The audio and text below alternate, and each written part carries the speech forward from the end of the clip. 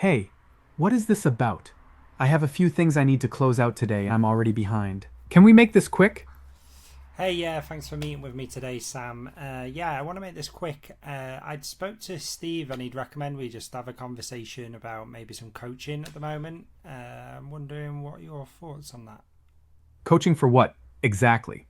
If this is about numbers or deliverables, I'm hitting them. I just want to know what the actual issue is. Because if it's just another box ticking exercise, I'm not interested. Yeah, well, tell me a little bit more about what's going on for you, and then we can make sure that whatever we do is like aligned with what can get the best outcome for you. Honestly, what's going on is the same as always: heavy workload, constant context switching, and picking up slack when things fall through. I get results, but the meetings and initiatives keep piling up. Unless something actually helps clear the path, it's just noise. Hey, yeah, Sam, thanks for sharing with that. And it definitely, all the results you're delivering for the company are definitely acknowledged and appreciated.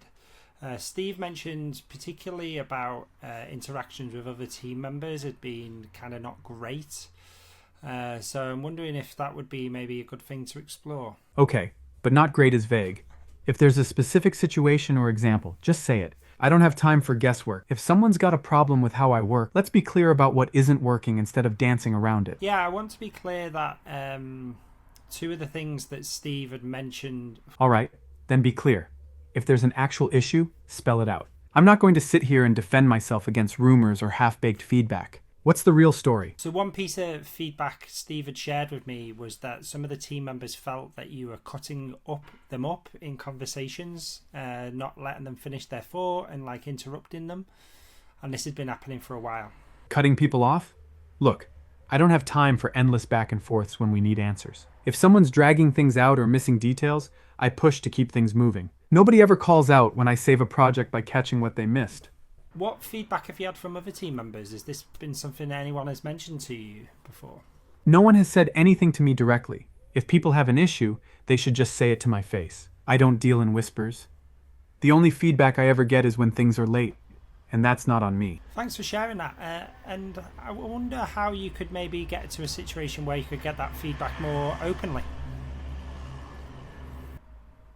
Frankly, I don't see why I should have to chase down feedback. If people want to talk, my door's open. They know where to find me. I'm not going to waste time fishing for opinions instead of working. I'm hearing that delivering results is really important for you. I'm curious how you can also balance that need to deliver results, but also build good relationships with your team. And maybe there's a relationship there with better relationships might improve the result.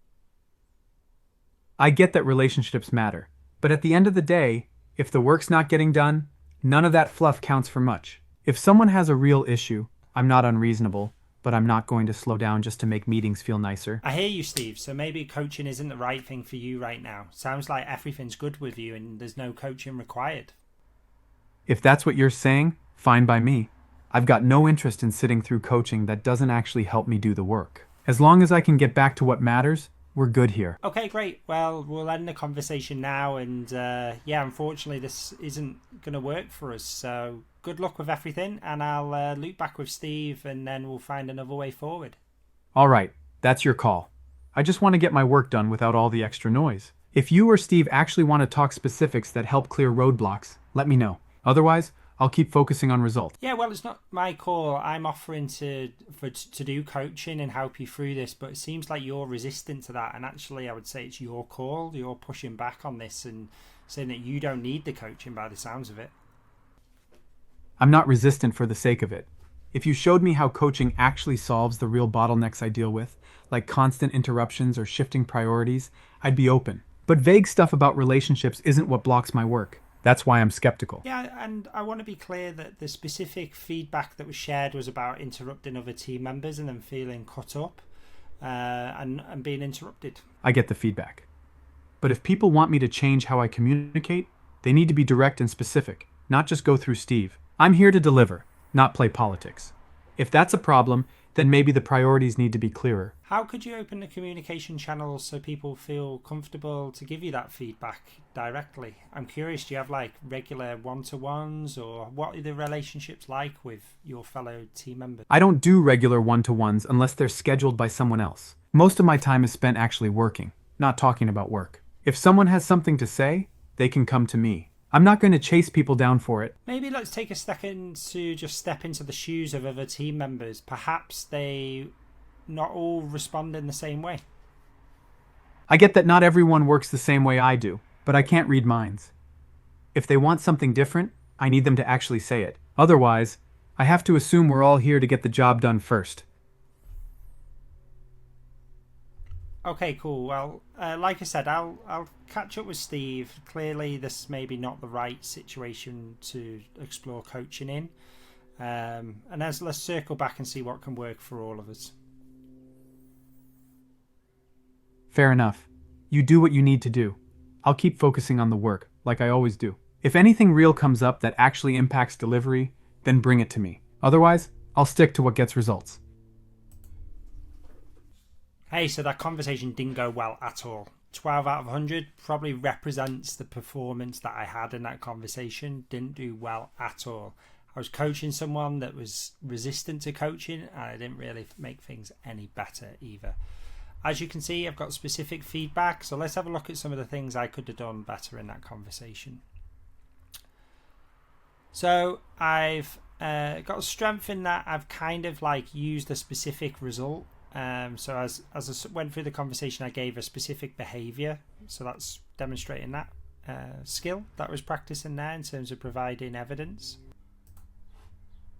In the conversation, you also get line-by-line analysis of key moments from the conversation. As you can see here, I'm getting some feedback about a different way that I could start the conversation, acknowledging, I guess, more of Sam's time pressures. So could have acknowledged those better at the start of the conversation, and also confirmed just would a 15-minute discussion work now. So inviting their input straight away. Again, I'm getting more opportunities and more insights around where I could have improved the conversation.